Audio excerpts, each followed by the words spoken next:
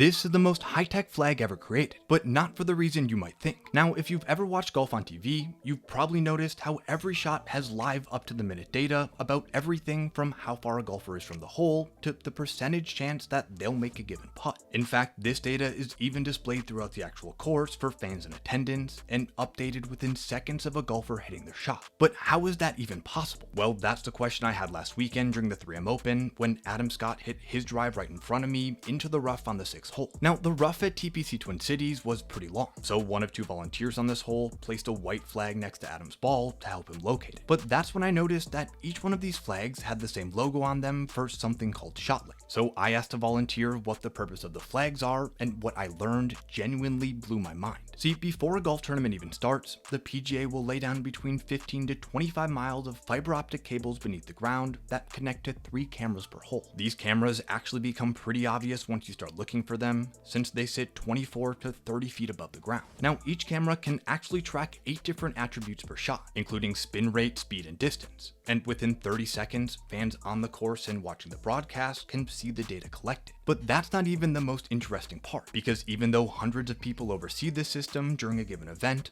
most of the data is actually collected and sent out completely autonomously. That is, unless a ball ends up in the rough, because as I witnessed firsthand, this rough is often so long that the cameras can't accurately pick up where the ball landed, which is why each PGA event utilizes 2 volunteers per hole to place these white flags next to where the ball landed. That way, the ShotLink cameras can pick up on the ball's exact location, so they can accurately relay the information back to the fans of the broadcast. Talk about a low-tech solution to a high-tech problem.